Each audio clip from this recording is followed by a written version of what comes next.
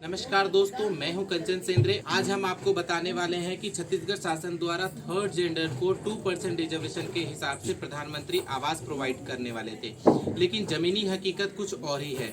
आज आपको हम बता दें कि थर्ड जेंडर के पास रहने के लिए खुद का कोई मकान भी नहीं है, कोई मकान किराए पे देने को तैयार नहीं है। थर्ड जेंडर समुदाय के ही प्रिंस आदि से आज हम बात करने वाले हैं, जो हमें सरकार के सच्चाई है वो हमें उजागर करेंगे। दोस्तों, आज हमारे साथ है प्रिंस आदि, जो दुर्ग जिले के ही थर्ड जेंडर समुदाय से हैं। सबको मेरी तरफ से नमस्ते। मेरा नाम प्रिंस आदि है, मैं दुर्ग जिला की रहने वाली हूँ। तो आदि जी, आप हमें बताएंगे कि सरकार तो बहुत बड़े बड़े वादे करती है कि थर्ड जेंडर समुदाय को भी 2% रिजर्वेशन के हिसाब से प्रधानमंत्री आवास उपलब्ध कराने की बातें। क्या आपको प्रधानमंत्री आवास मिला है?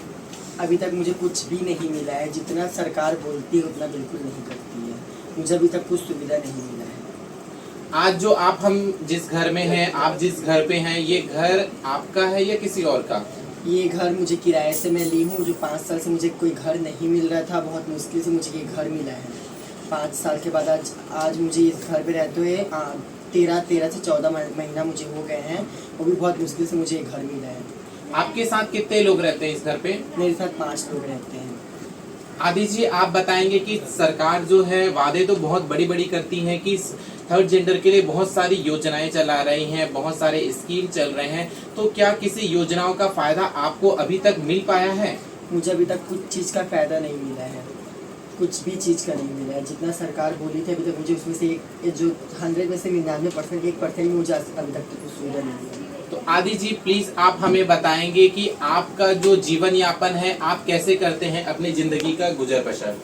मेरे घर में बकरियां हैं। मैं कभी कभी बकरियां पाल के कुछ अपने घर का खर्चा निकाल लेती हूँ। कभी कहीं कुछ जाकर कुछ छोटा मोटा काम कर लेती हूँ, वहाँ से अपना घर में चलाती हूँ। मैं कैसे चलाती हूँ बस मैं ही जानती हूँ, सरकार नहीं जानती। सरकार बस जितना बोलती है उतना कभी कुछ करती है। पूरे देश भर के लोग छत्तीसगढ़ को रोल मॉडल के तौर पे मानते हैं कि छत्तीसगढ़ पहला प्रदेश है जो थर्ड जेंडर समुदाय के लिए बहुत अच्छे से बेहतर से काम कर रहा है।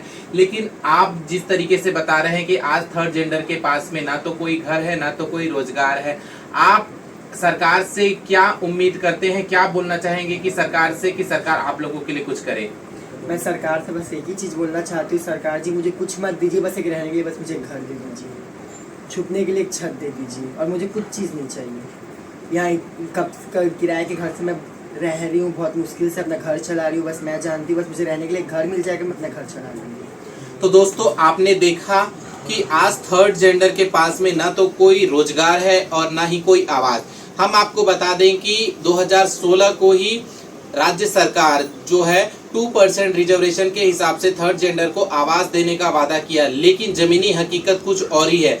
आज ना तो किसी थर्ड जेंडर के पास में खुद का कोई मकान है और ना ही कोई रोजगार। आपने जैसा प्रिंस आदि के मुंह से सुना कि वो अपना जीवन यापन बकरी को पालन करके करते हैं। एक घर में 6 लोग 5 लोग एक साथ रहते हैं, तो आप सोच सकते हैं कि सरकार के कहने और करने में कितना फर्क है।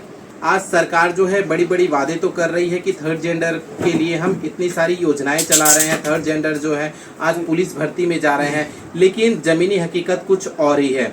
आज इनके पास ना तो खाने को दाना है और ना ही रहने को छत है। हम आम जनता से भी यही आग्रह करना चाहते हैं कि थर्ड जेंडर कोई अलग दुनिया से नहीं आया है, उनको भी सामान्य रूप से जिंदगी जीने का अधिकार है। तो ये कहानी सिर्फ आदि की ही नहीं है, ऐसे कितने थर्ड जेंडर समुदाय के लोग हैं जिनके पास ना तो आज रोजगार है और ना ही आवास। सरकार से यही आग्रह करना चाहती हूँ कि थर्ड जेंडर समुदाय को भी समाज के मुख्य धारा से जोड़े और इस मुद्दों को गंभीरता से लेते हुए थर्ड जेंडर समुदाय को भी प्रधानमंत्री आवास और रोजगार प्रोवाइड कराए।